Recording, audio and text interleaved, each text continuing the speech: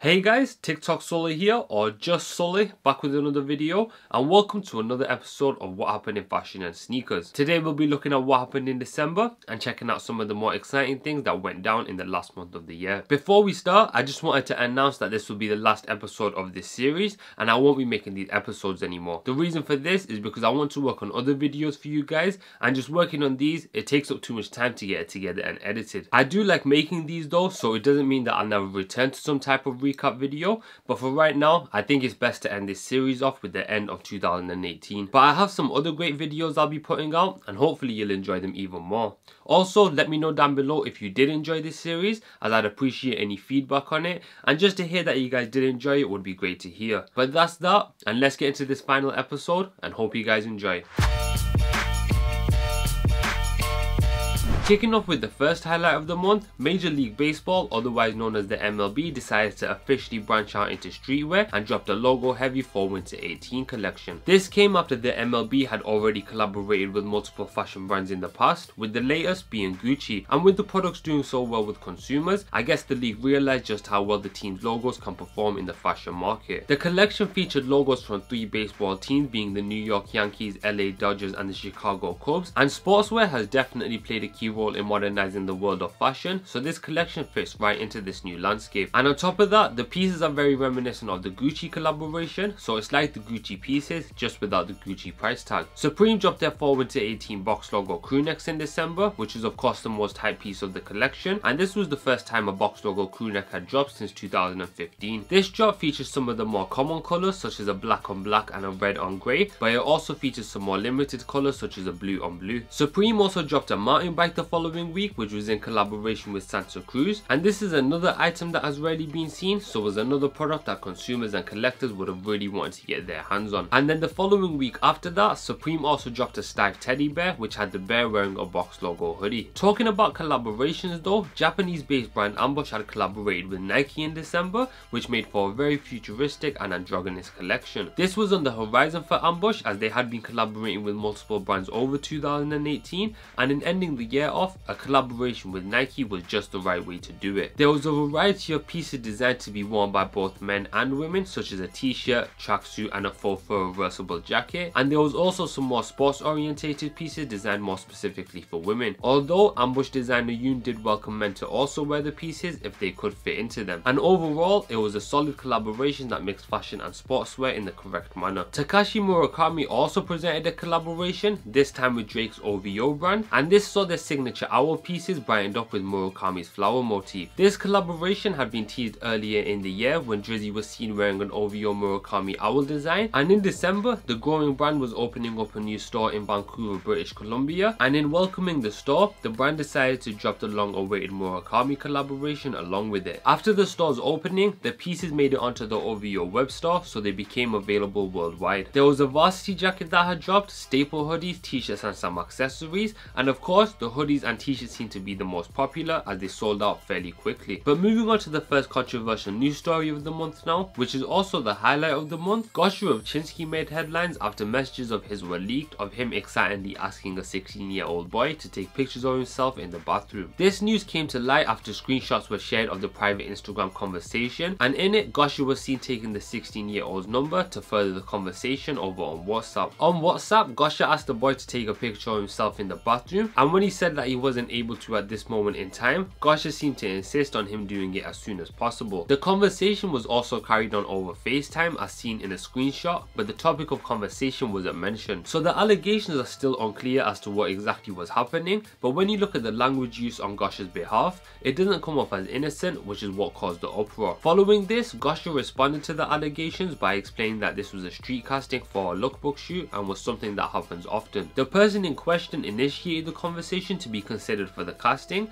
and in order to further his application, Gosha needed an image of him on file along with the other models. He also went on to explain that the person contacting him became demanding about the casting and also began to act weird, which led Gosha to blocking him, which resulted in this defamation of character. Whether this is the truth of the matter or not is something that hasn't been figured out yet, but the case is being looked into and taken seriously, so we'll just wait and see what happens. Another brand that was also caught up in some controversy was Prada, as they were accused of racism racism for the production of a poorly designed monkey accessory that depicted blackface. Otto, an animal figure from Prada's Pradamalia line, is an imaginary creature that was thought of by the brand in order to be used as an accessory in different forms. They have quite a few animal variations, but this one in particular featured a dark wooden body with large red lips, and people couldn't help but compare its resemblance to the racist Sambo character of the 1800s. This all started when the Otto figure was spotted in the Prada Soho store in New York, and when the mainstream news got a hold of it, Prada was forced to take action by removing the character from the brand's identity, while simultaneously also releasing a statement explaining that this character was not intended to offend anyone, and also how these animals are imaginary creatures with no reference to the real world. Luckily for Prada, they have a history of inclusion and working with black models, for example, which made their apology come across even more sincere. So because of that, the heat has died down for the brand,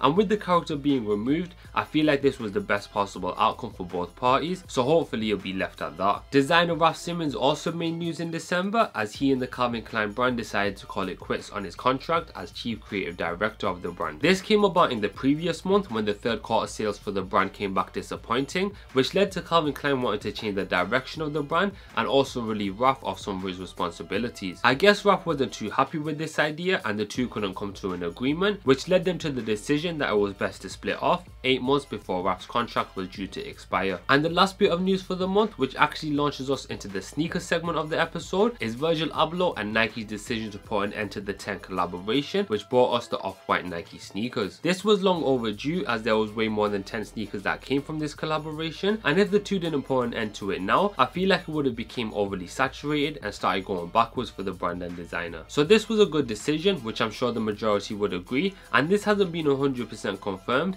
but Virgil did make a comment on it via his Instagram stories, explaining that his visual obsession with the black sneaker with the white swoosh and white laces would be the last ever 10 to release, so it's sounding more likely than unlikely. Getting into sneakers now, we can start with the Carhartt Air Force Ones, which was a hyped collaboration to be releasing, but surprisingly ended up sitting. The sneaker was made up of different shades of brown and featured a rugged canvas material as to what we would expect from Carhartt. Next, we had another collaboration drop, this time from the concept store out in America, as they dropped a purple Lobster SB, which played on the idea of real lobster fishing. The sneaker was made up of a full purple upper, and it was finished off with thick rubber bands on the sole to mimic the way lobsters are sold out in fish markets. A week after that, Concepts decided to maximize their release by releasing another colorway in the sneaker, this time being the green lobster, which gave purchasers of the purple lobster a unique chance at grabbing them early. The sneaker first released through a geotag location, where customers who had purchased the purple lobsters were able to use their phone camera to show an animation on the shoebox, and this entered them into a raffle for the green colorway. This was followed with a more standard release through the concept store and released the attention of customers who missed out on the purple pair. This is an iconic collaboration for fans of the SB Dunk, so I'm sure it brought joy to those who were interested, especially the purple colorway as it was very clean. Next, we had an Air Jordan 3 which dropped in a retro mocha colorway and featured hints of brown on an otherwise completely white sneaker, and this was followed with yet another off-white Nike collaboration. As you can see, I've made mention of an off-white Nike drop almost every episode of this series, so it's a good thing this collaboration is coming to an end as mentioned earlier. For December, the two brands released two colorways in the Air Force One, being a black and a vault, and these had a slightly different variation to the original off-white Air Force as they were made up of different materials such as a suede, canvas and a unique woven ripstop on its upper. Next, we had Aleali May, who ended the year off by producing a second Jordan 1 silhouette, and this time by taking inspiration from an original SB Dunk, being the Biotech, and applying the colours directly to the high top silhouette. This was made up of a completely suede upper and also featured a detachable faux fur tongue to add an extra feel of luxury to the court looks entitled sneaker. Moving away from Nike for a moment, we had a handful of Yeezys released, as these were the only hyped Adidas release worth mentioning in December. The Yeezy series first kicked off with the Frozen Yellow 350, which was actually a restock as it had dropped in a more hyped manner back in 2017, and this was followed with a new colorway entitled Static, which covered both the 350 V2